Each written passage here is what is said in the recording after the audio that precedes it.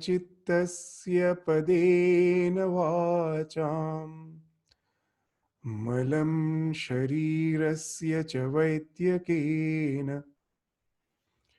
योपाकरोत्तं प्रवरं मुनीनां पातञ्जलिं प्राञ्जलिरानतोऽस्मि. I prostrate with folded hands before Patanjali, who benefited mankind by delivering yoga for mind, grammar for speech, and by removing impurities of body through medicine.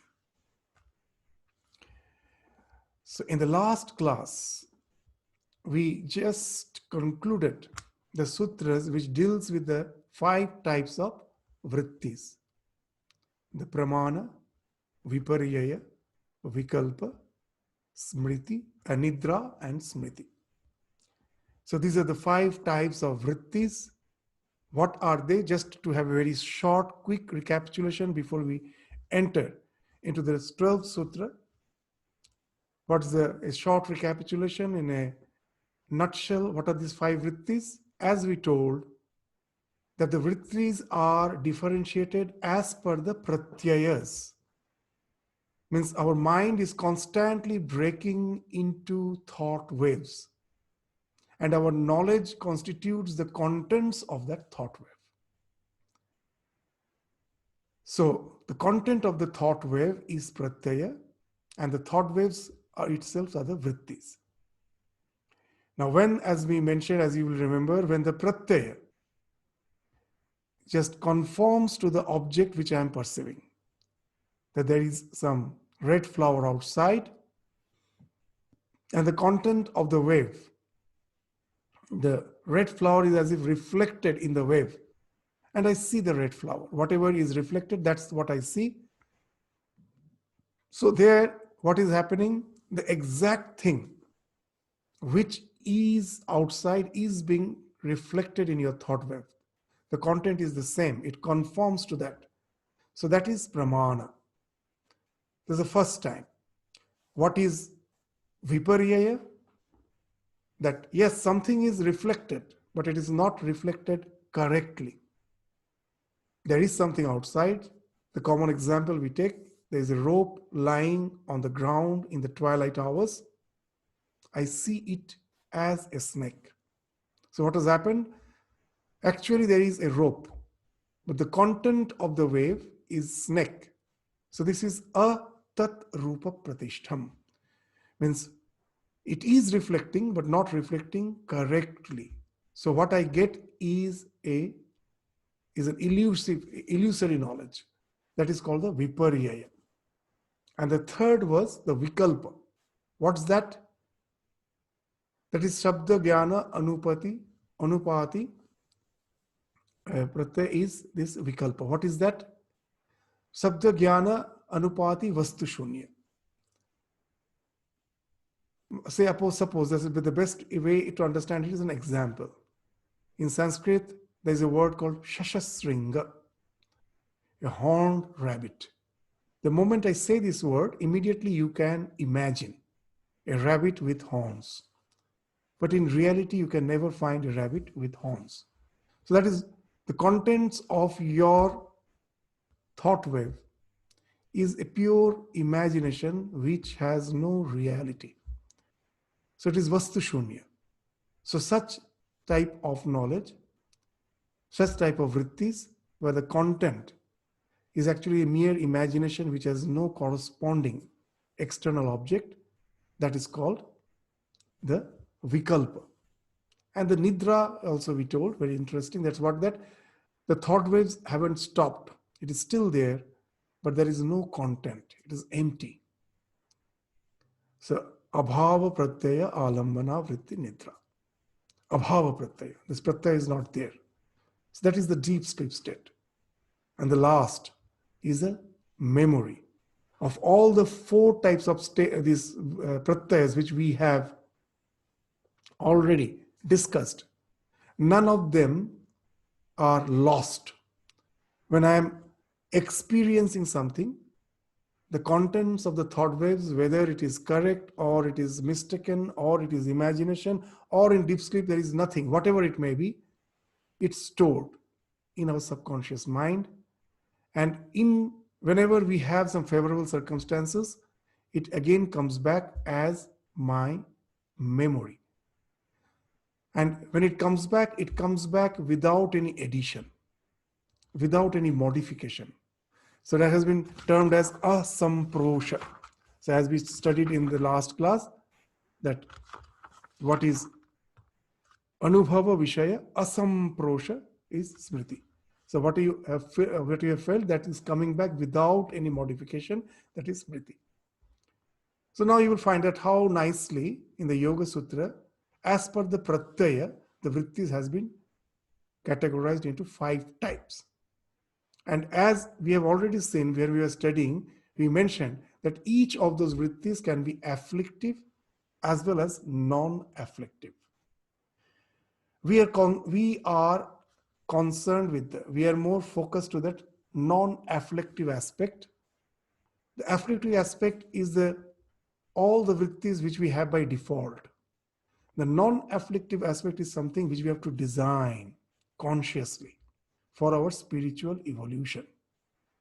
So in all the 5 types of vrittis can be nurtured in such a way that instead of being afflictive, it can lead to spiritual evolution. And that's how it can be non-afflictive. How it is possible? In short, in gist, the pramana. As we told that the pramana can be 3 types: pratyaksha, anumana, and agama. Pratyaksha, whatever I'm seeing directly. Anumana, what I have seen previously. When someone relates to me about it, even if I'm not seeing, I can get the correct knowledge because the specific knowledge about it is already there in my mind. I can easily relate to it. So that is inference. And what is agama? That all the knowledge which we have, what to speak of spiritual life, even in our academic field, the student in the primary level or in the middle school, whatever they're studying, there are so many things which they have to take it as a working principle. Only in higher class, when they have sufficient knowledge, when they have upgraded their knowledge, they can understand the proof of it. So the specific knowledge is waiting for me. At the beginning, I have to believe it with full faith, knowing the one who has said is an authentic person. So here, in spiritual life, for the pramana to be non-afflictive, we have to be very much concerned. We have to be focused on this agama. For that, we have to have that faith that what is indicated, what is mentioned in the scriptures, and those words of the scriptures which has been authenticated by the lives of the realized soul, what they speak out, what they instruct. Through faith, at present, I have to have just a general outline of it, knowledge of it. And with the faith, if I try to have my spiritual practices, gradually I will evolve to realize it. So that way, there's the agama, the general, overall knowledge is with me, but the specific knowledge is waiting for me if I proceed with faith and perseverance. In future, it is waiting for me. So this agama is the pramana, which can be non-afflictive if we resort to the scriptures with faith, if we resort to the instructions of a realized person with faith, then the pramana vritti can be non-afflictive. Now, when I read the scriptures, the first thing the scriptures will say, all the scriptures, the language may be different, that this, my present existence, is not something permanent. It is not something real. It is a passing phase.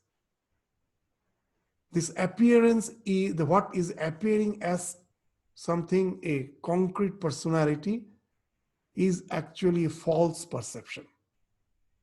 To realize this, by hearing the scripture, by the agama, to realize this, that this psychophysical existence, which gives me the sense that this is the thing which is I,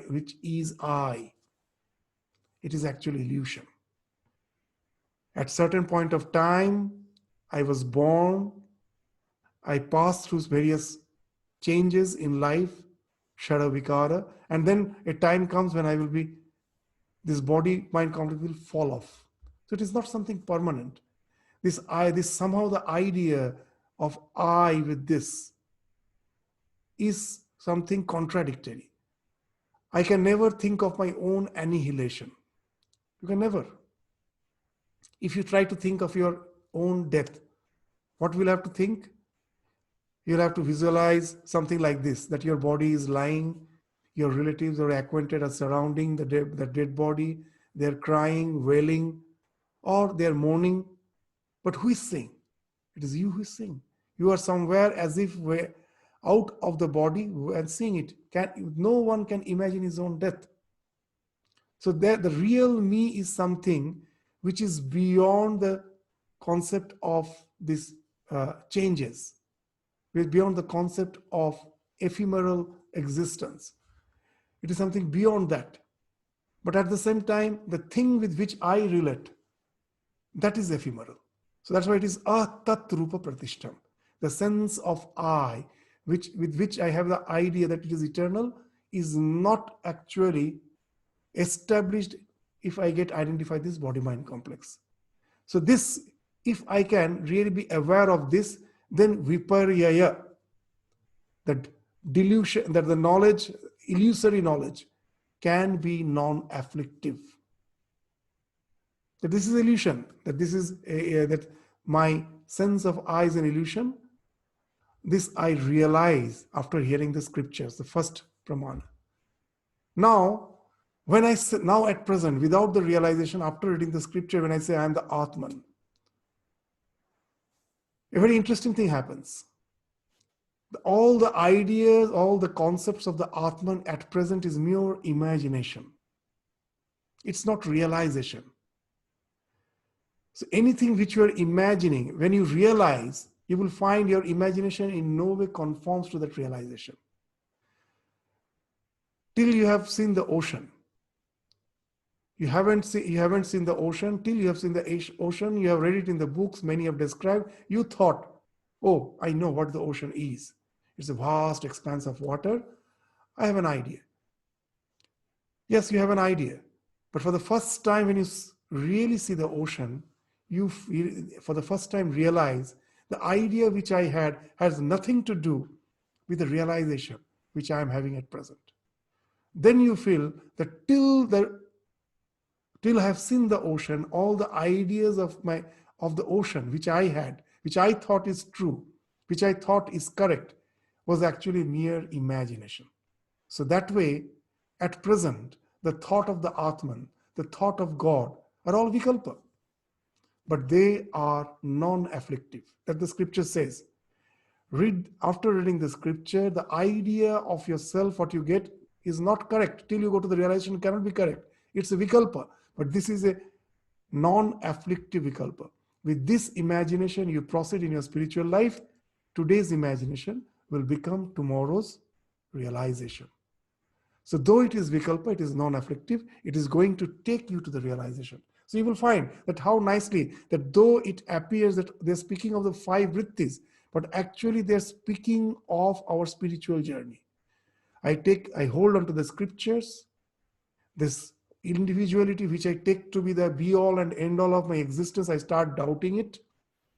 I start relating to an existence which is beyond this limited existence. Now, and then after that, the nidra. As we have mentioned when we were studying, that as such, nidra seems has nothing to do with the spiritual life. But we have seen, in even our day-to-day life, if you go to sleep with certain thought, suppose you were trying to solve some mathematics, you couldn't solve, at night you were trying your best, and then you went to sleep. In the morning, you wake up, and suddenly you find that you can solve it. The solution is there. It suddenly comes in a flash. What has happened? Though you thought that your mind was in deep sleep totally inactive. But when the mind is relaxed, all the things which you have already gathered in the waking state, the focused mind gathers information, the relaxed mind processes those information. So in the deep sleep, in the subconscious mind, that processing was going on. And that's how we will find that sometime that after the sleep, you find there's a leap in your knowledge. So if I realize this point and realize this concept, and what I do, that I make it a point that every day before going to sleep,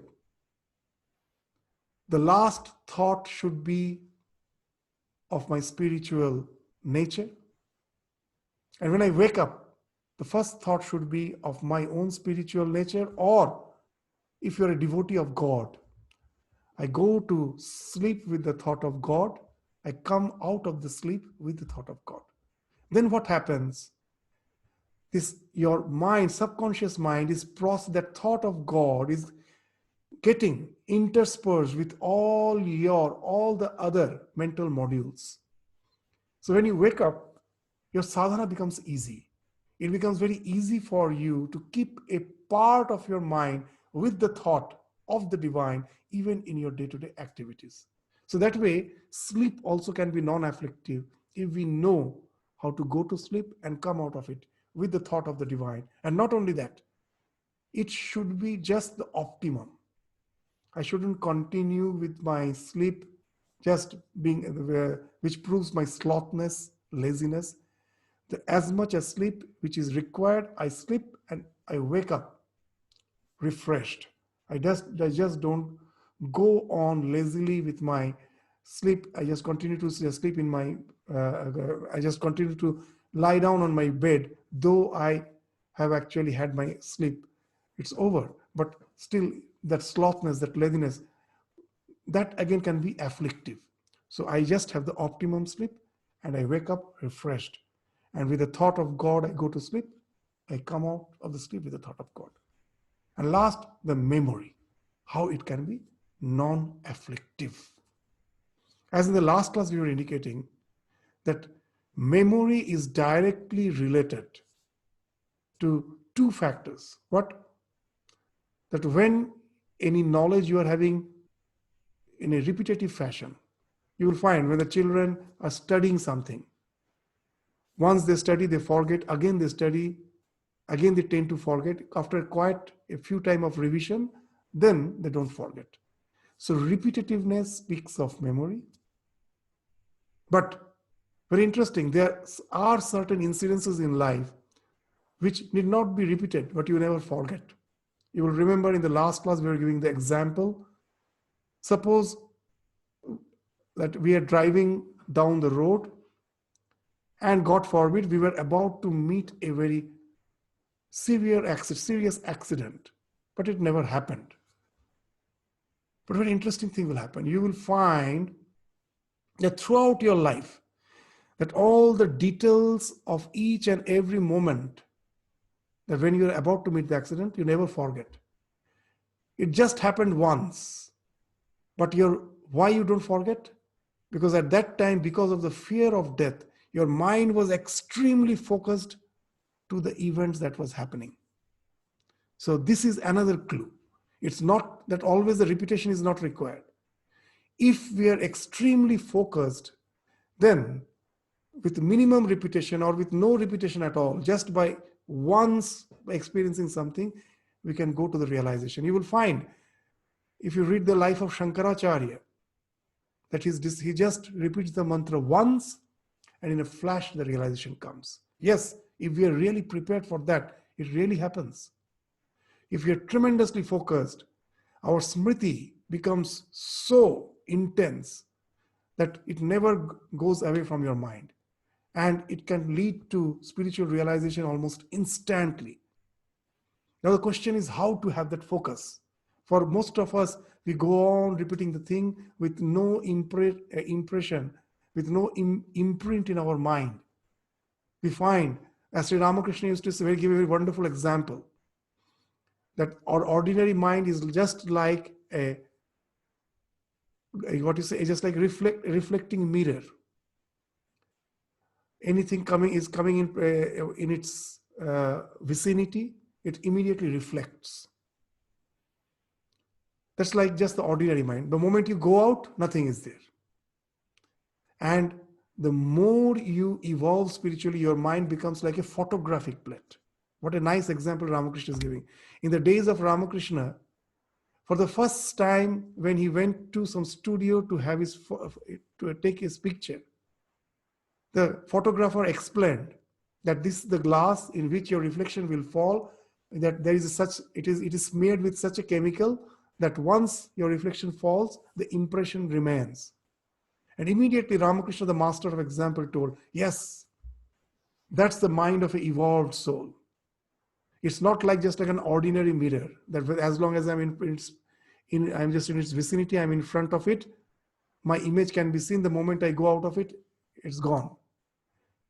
That's the ordinary mind. But the mind who has really have developed that focus becomes like that photographic plate. Anything comes in its presence, even if it goes out, it retains the impression.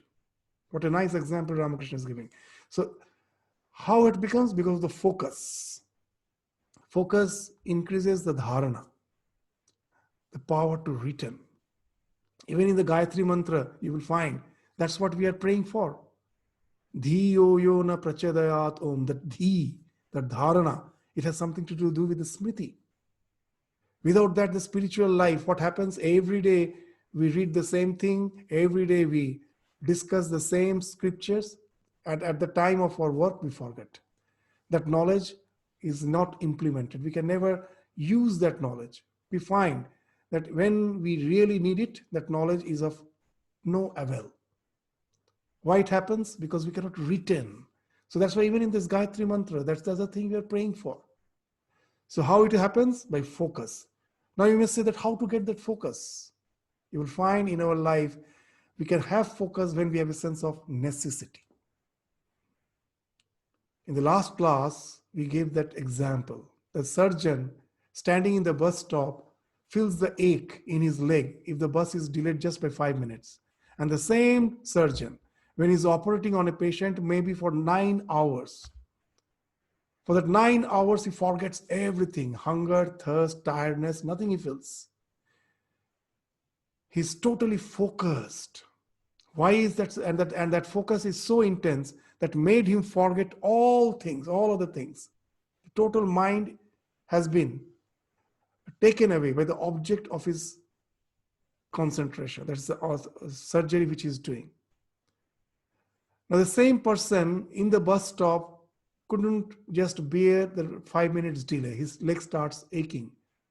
And now he's just on the operation theater for 8 hours. He's operating on the patient.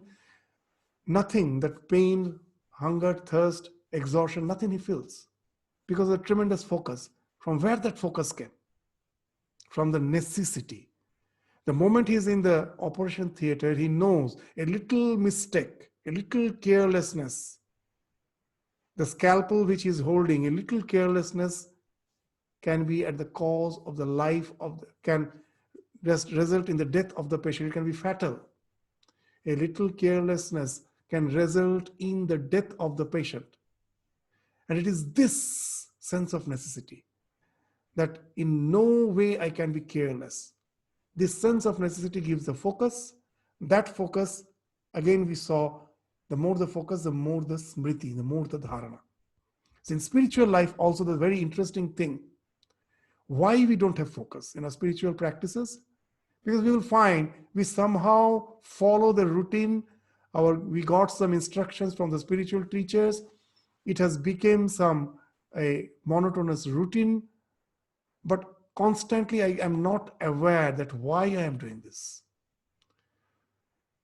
That after all, this life can give me no real happiness. The real treasure is within me. If I can get just established there, or if I can just if I can develop a communion with the divine, or get established in myself, then I can have an eternal happiness. We don't have that sense. It is not that awareness is not there. And that's why religious practice becomes something like a rigmarole. If we can always have that thought, that's what Sri Ramakrishna used to say, that the treasure is within you.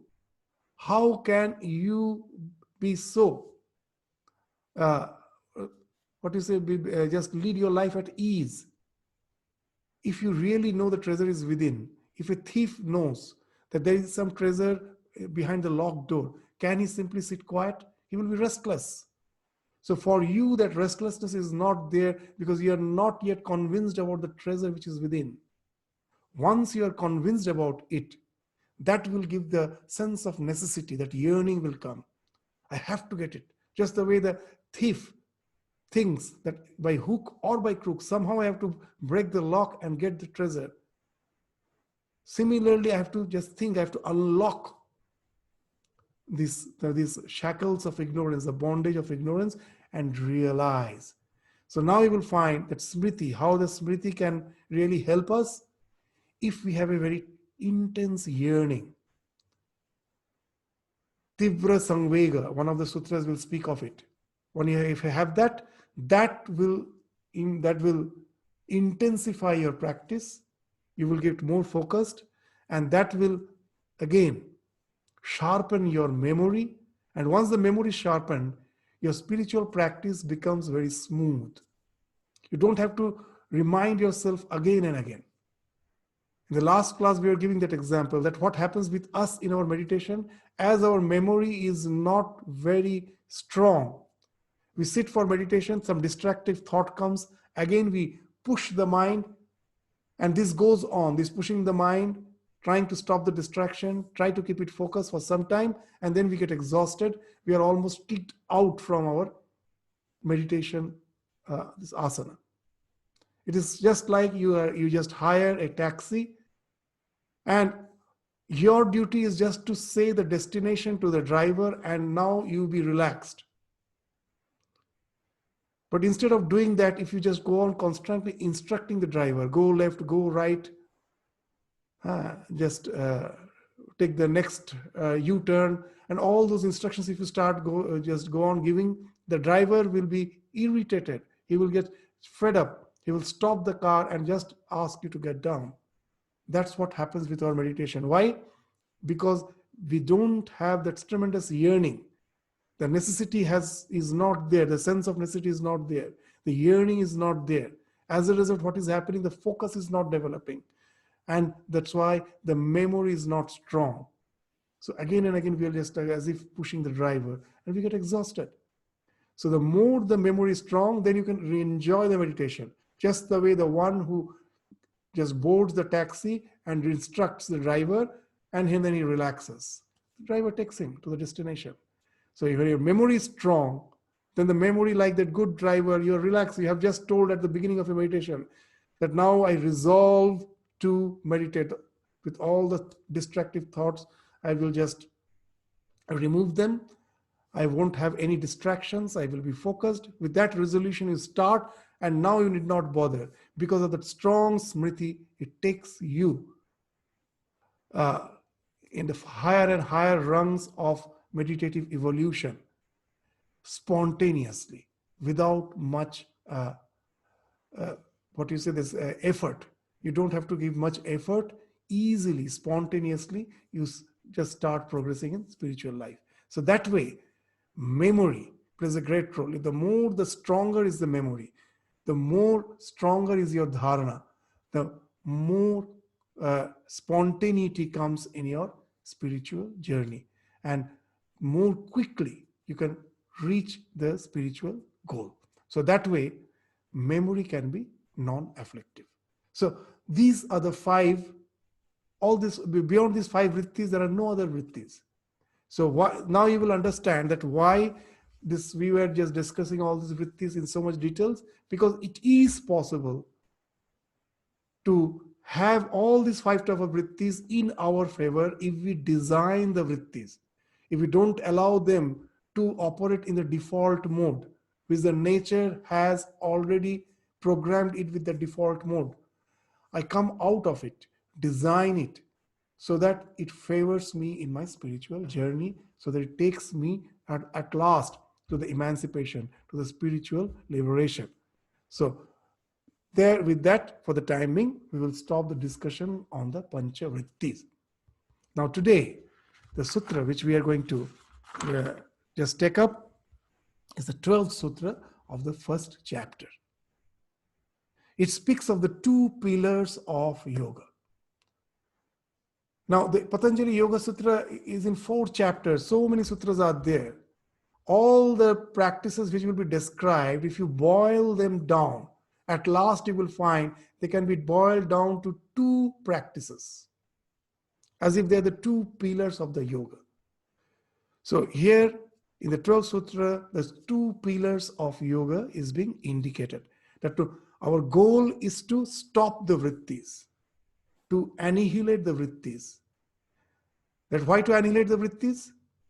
I will remember the word vritti doesn't mean mental modulation, it means occupation. Now, what happens that my occupation sustains me. Now, how the chitta is sustained? As long as the modulations are there. You will find even in deep sleep that is there. You cannot get rid of the chitta. And if you cannot get rid of the chitta, your identification with the mind stuff is going to continue. So the mind has to fall off so that you really get established in your real nature, the Purusha, the conscious principle. The mind which we think to be conscious is actually not conscious. Mind in association with the conscious principle appears to be conscious. So we are constantly being befooled by thinking that mind is the ultimate consciousness. No, we have to go beyond the mind. Now, how to go beyond the mind? The mind can only stop if I can stop the mental modulations. Just the way my occupation sustains me, the thought wave sustains the chitta. That's why it is called vritti. Vritti means occupation. So I have to get rid of those vrittis. So after discussing these vrittis, now the question comes how to get rid of them. So for that, there are just 2 practices. Those 2 practices will be elaborated in succeeding sutras. What are those 2 practices which will entail the nirodha of the vrittis, chitta vritti nirodha, that we studied in the 2nd sutra, yoga, chitta vritti nirodha. That yoga is the total suppression, total annihilation of the mental modulations. So how it can be done? The 2 practices, which are the 2 pillars that is being indicated in the 12th sutra. Let me read it and then we will go to the discussion. Abhyasa vairagyam tat nirodha. So what is the tat means? All those 5 vrittis which we were discussing in the previous classes. All those 5 vrittis are the tat. Nirodha means it can be suppressed, controlled. How? By the 2 practices, abhyasa and vairagya. Abhyasa means practice and vairagya means renunciation. Now in the Vyasa Bhashya, very nicely it has been told that what is abhyasa and what is vairagya. This practice, what actually it means practice? You're creating some new path in the field of your mind. That is the practice. Creating some new path in the chitta, in the mind stuff, is abhyasa. And what is vairagya? Renunciation. To stop traversing the old acquainted path with which I am so familiar. I think they're so good, so pleasurable, and I go on traveling those paths. I have to stop that. That is renunciation.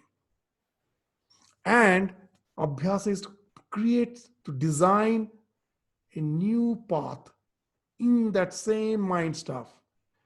And that path, instead of binding me, instead of taking me spirally downwards, will take me spirally upwards, ultimately leading to kaivalya or emancipation. So as simple as that. These are the 2 things we have to do. Now, let us elaborate these 2 to understand that what actually is meant by that. Abhyasa vairagya. This is the basic thing of the spiritual life. Nothing else is required. Now, this mind, how the mind operates.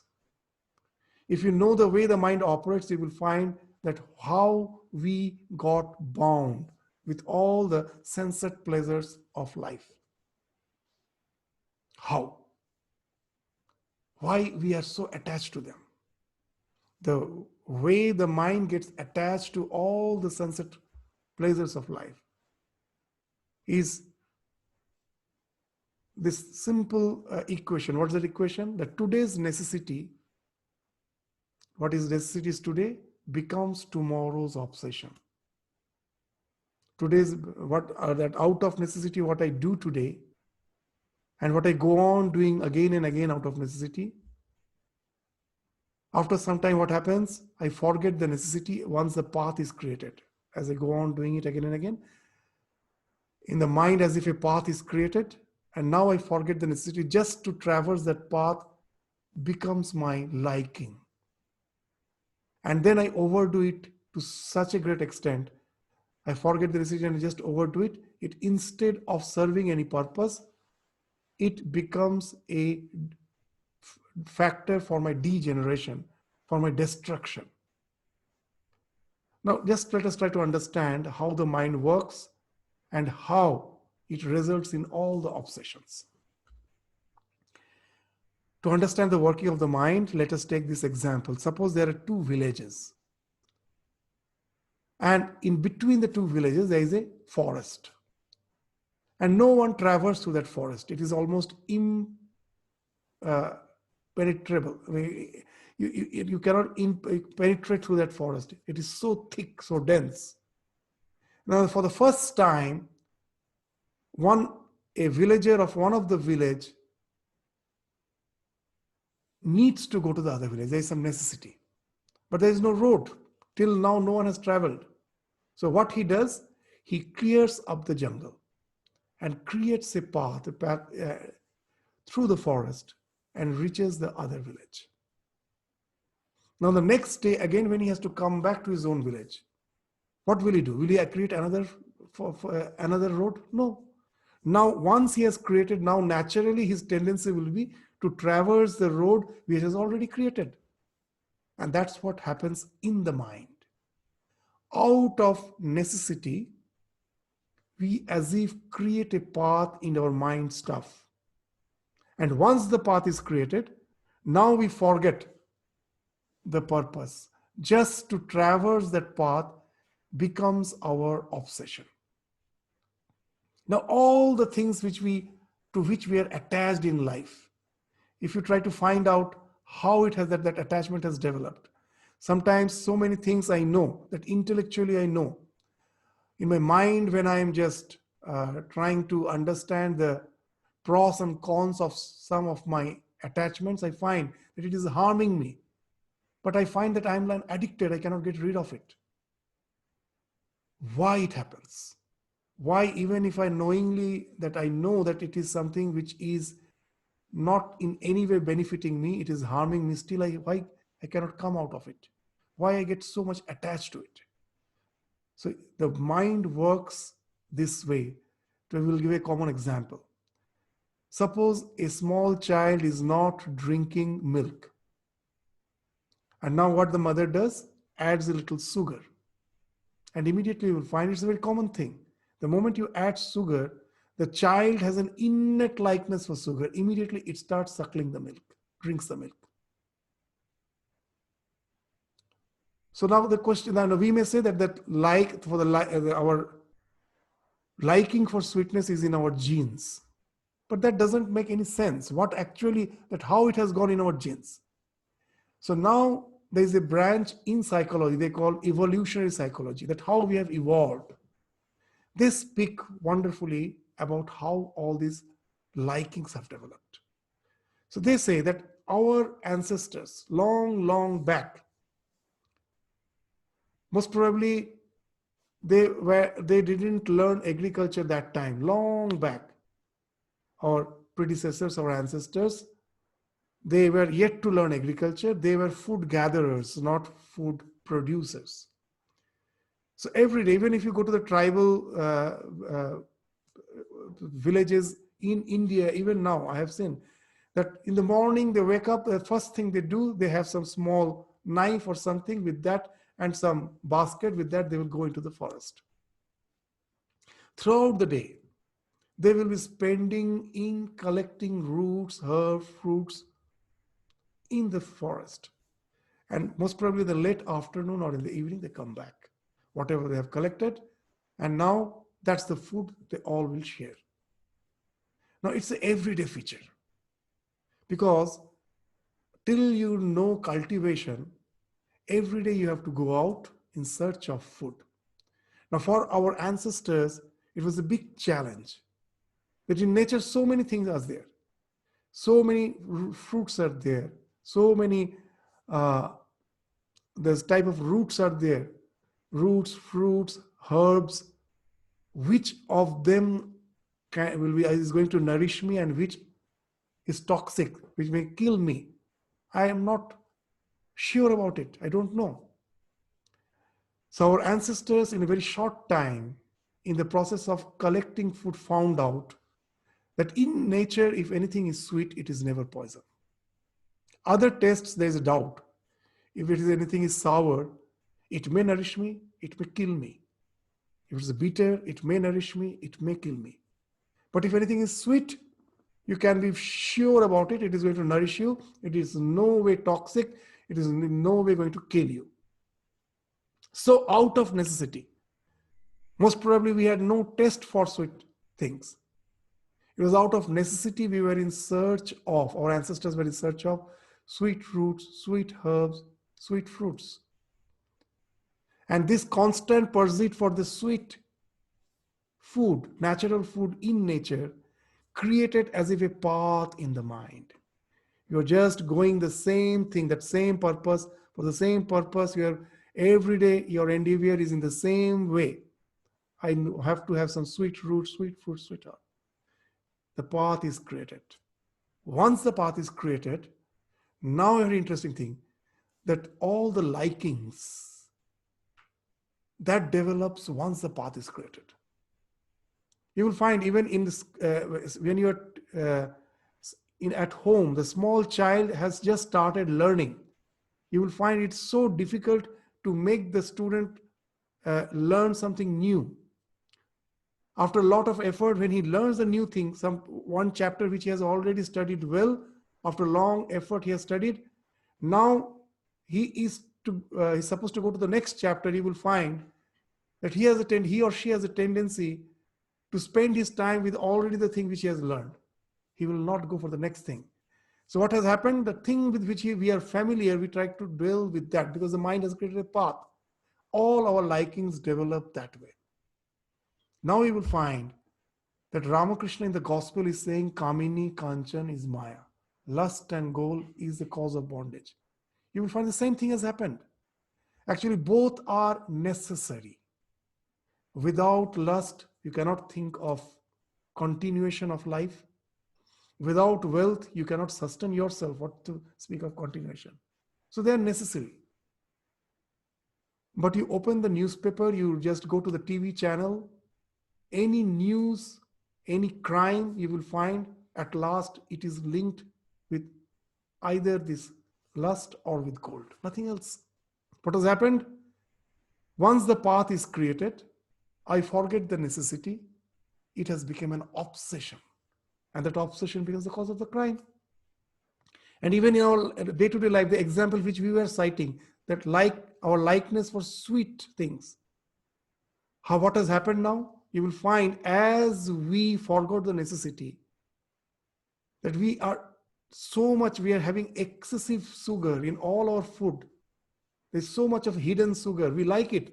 The chain shops know. The more the sugar is added, the thing will be sold. The hidden sugar is so much in cereals and everywhere. And we are constantly consuming all those high sugar content food. And that has resulted in all the lifestyle diseases. Just see, if I would have, now they're saying, even for a diabetic patient, they're saying a very interesting thing. If you just take fruits, don't take sugar. In just 2-3 days, you will find there's a tremendous improvement in your sugar level. You will just find. So when you're resorting to the natural way, without going to the excess, it serves the purpose. It sustains you. It helps, maintains your health. But what has happened, as it has become an obsession, now we are going for excess of that. And that is resulting in all the lifestyle diseases. This obesity, blood pressure, diabetes, everything is coming from that. So what has happened? The moment the necessity, because of repetition, creates a path in the mind and it gets converted into obsession, now I forget the necessity.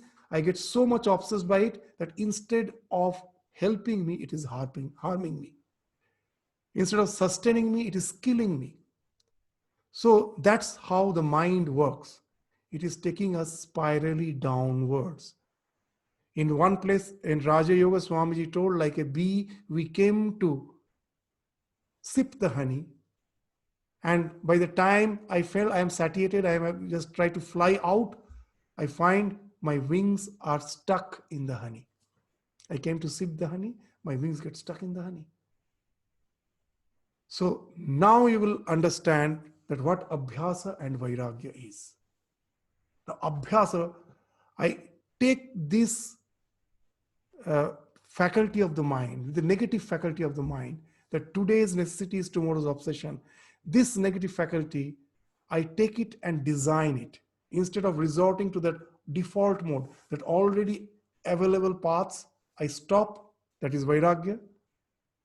And I start now creating a new path, I design. Yoga karma sukaushalam. The dexterity is the yoga. I use the same mind which at present is deluding me, is binding me. I use the same mind with cleverness to go out of it. How? Now at present, as we told, that at present all our spiritual practices are also a type of vikalpa. If I just think that I am a devotee of God, I imagine that there is some God who is eternal, and I am also eternal, this not as this physical body. As the soul, I was, I am, I will be, this life is just a passing phase. The moment you think you are a devotee of God, you are what you are doing, you are imagining an existence which is beyond the limitations. Now, with this imagination, you start to repeat that imagination. That most probably from the Guru has given you a mantra to think of the divine and your eternal association with it.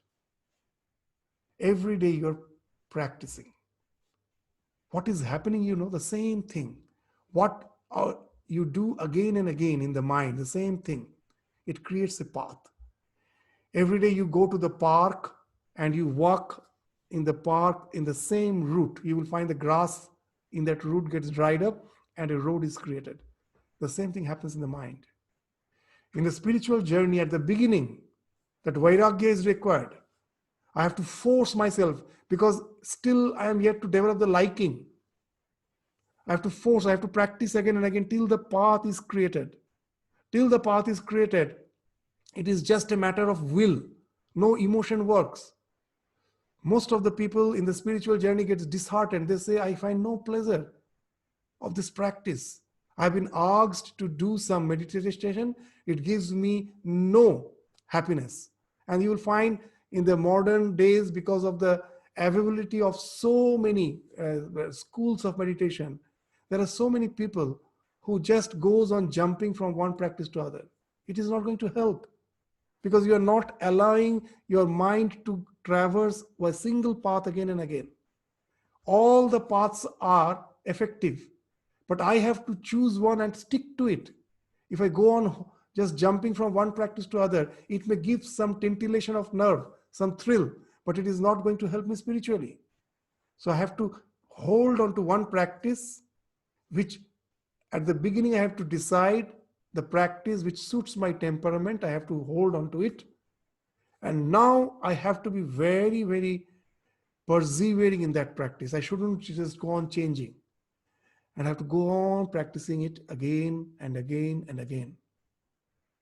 Be sure of it. If you have that sense of purpose, that necessity, that if spiritually to a certain extent I evolve, it will solve the problem of my life. All the afflictions will be there, but I can transcend them easily. I will find out a new purpose of life. With that necessity, if I start my spiritual practice and I'm assiduously go on practicing it, know it for certain. Raja Maharaj, Swami Brahmananda, if anyone is to complain that I don't get any taste in the spiritual practice, he used to say, what I have instructed, whether you like it or not, go on practicing for 6 months and then you come back and say me the same thing. After 6 months, if you say that you have not developed any taste, you just slap me. Because he was so much convinced that if we really go on practicing, and that's the thing which actually psychology also says, the same thing you're repeating again and again, the new path is created. Now, this new path is something very interesting. That God is, I am eternally related with God. Those who are devotees, they may think that way. Those who are jnani, they may think, I am the soul which is beyond this psychophysical existence. I am eternal, whatever it may be. This thought, when you are repeating, is something, a new path you are developing, which has a total different nature than all the previous paths. All the previous likings for which I have developed the roads is dependent on something which is extraneous. Whether it is relation, whether it is wealth, whether it is my position in life, it is something apart from me. I have to get it. And now what happens? It is full of concerns. What is the concern? Till I get it, I may not get it. That fear is there. Whether it is relation, whether it is wealth, whether it is position in life. Once you get it, again the fear is there. I may lose it. Whether again the same thing, whether it is relation, whether it is your wealth, whether it is your position in life. So constantly that all the likings are full of concerns. But when you're designing, you're coming out of the default mode and you're designing for the first time, this is abhyasa. Now you're coming, a wonderful thing is happening. You have fooled the mind. By allowing it to work in its own way, the mind is working in its own way. The necessity is getting converted into repetition. The repetition is getting converted into your, obsession. The same thing is happening here. But this obsession is having a different nature. That I am the Atman. I am the devotee of God. When you're thinking that, this thought is something very intrinsic. It is not dependent on something external. Every day at the beginning, I may like or I may not like, just will. With my will, I've been instructed to practice a particular meditation in the morning, in the evening. With a will, I go on doing it. I go on doing it. And then what happens? After some time, suddenly I find a liking has developed, a little liking has developed. What has happened? The path have started forming. So you have now befooled the mind, but this new path is something different. It is having no concerns. Why? The moment I come back from my work, I just sit down for my meditation and immediately I find that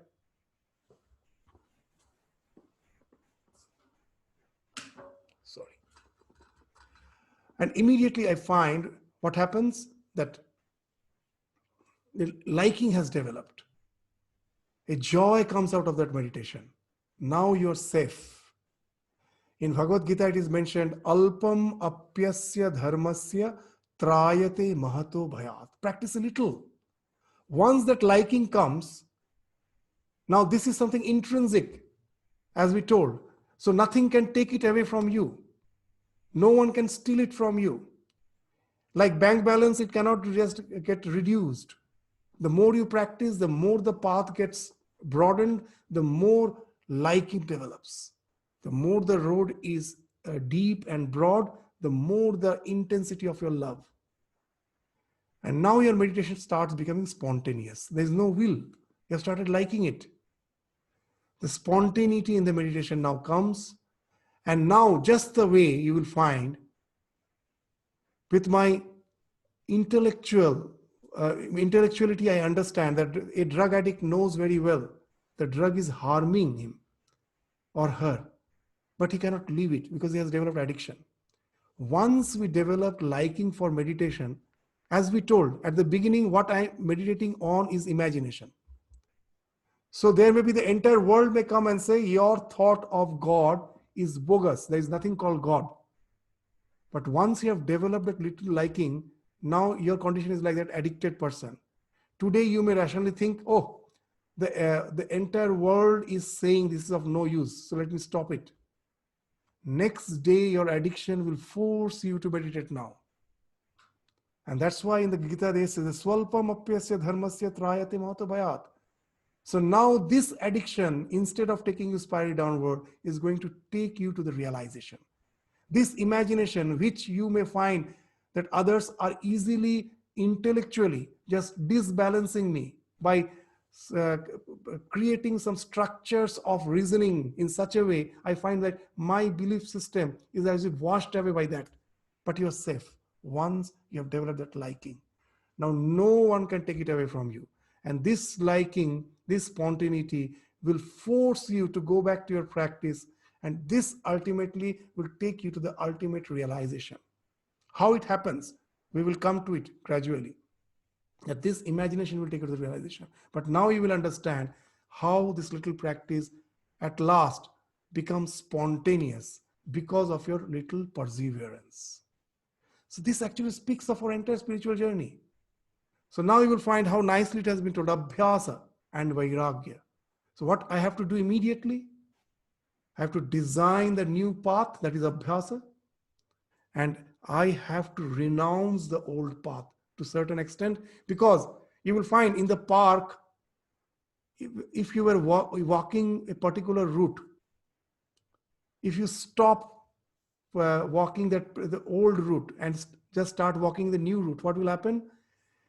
The grass in the new route will get dried up and a new path will be created there. And in the old path, as you're not walking there anymore, again there the grass will grow too. Just the road won't be there anymore. After some time you go, you will find the grass has grown and there is no trace of that old path. So the only two things I have to do: not to traverse the old path so that it gets deleted gradually, and I have to create this new path which will take me to the spiritual evolution. So these are the two pillars of the yoga which has been spoken of in the 12th Sutra. Abhyasa, Vairagya. Resort to this. This ultimately will enable you to suppress all the mental modulations and take you beyond the mind. Because once the mental modulation stops, you get rid of the chitta. And then for the first time you realize the Purusha, the conscious principle which you are, which becomes a palpable realization. It's not make-believe anymore. And once that realization happens, nothing can bind you. Even if you come back again to your body-mind complex, you are free. That even while living, you're free. Swami Vivekananda gives a wonderful example to explain that even once you go to that realization, the bondage falls off in a flash. How it happens? Wonderful example Swamiji is giving. That suppose the Swamiji is saying that when I was as a parivrajak, as a wandering monk, when I was passing through the desert, then what happened? I was very thirsty. In the Rajasthan desert, I was very thirsty. I was in search of water. And then suddenly, I saw a huge reservoir at a bit distance. I started traveling towards that reservoir. And suddenly I noticed that the reservoir is receding. And then suddenly I saw it's no more there. And then Swamiji is saying an interesting thing. That from my childhood, I have heard of mirage. In the desert, you have that illusion of that mirage. But it's a mere illusion. In the desert, that reservoir is nothing but the mirage. So till now, it was a bookish knowledge. Today, I had a palpable realization I realized that, oh, that's just mirage. It's not the real reservoir. And now what happens, as he is saying that as I am in my body mind complex, the next day, again when I'm passing through the desert, again I am thirsty. As I have my eyes, as I'm in the same body, again that illusion happens. I again see this reservoir. But today there's a big difference. Yesterday, as I thought that to be real, it dragged me. I was just pulled by it. Today it has lost the power to drag me. I know it's a mere projection. So once you have the realization and come back, it's no more intellectual conviction. It's a realization. You palpably realize the chitta has fallen off for the time being. You have realized what you are. Again, you come back. Now you're a different person. Nothing can bind you. You become Jivan Mukta. Even while living, you find that everything is there. The circumstances of life doesn't change. For most of us, religion is to change the circumstance of life. But for a realized soul, he is not bothered. The life continues as it is. He is in no way bothered to resist the evil or change the circumstances because he have transcended that. His identification is with other level of awareness. Everything else appears as mere projection. Whether it is happiness or it is misery, it is all projection. It has lost the sense of reality and it doesn't affect him. And that's what is spoken of as the state which we have to aspire for. And that's why these two are the pillars of yoga.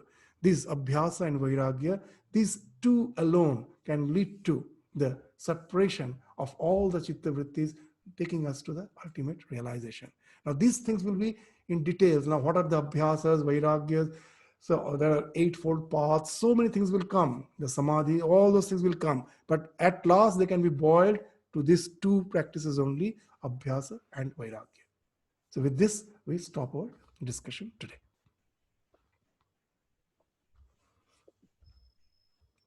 Swamiji, I have a small question. Yeah, please. Vairagya in Tamil language, we usually associate it with determination.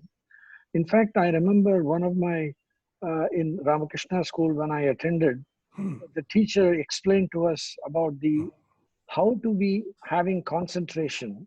And he said this, abhyasa and vairagya. It's exactly these two words he used. But the way he explained it was abhyasa is a repetitive practice and vairagya is the determination to achieve your goal.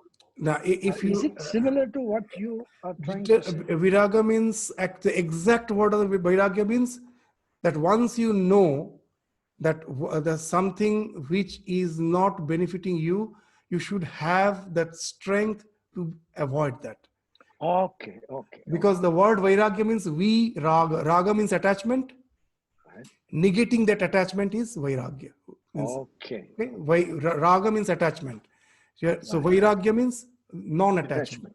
Detachment. Yeah. So, okay.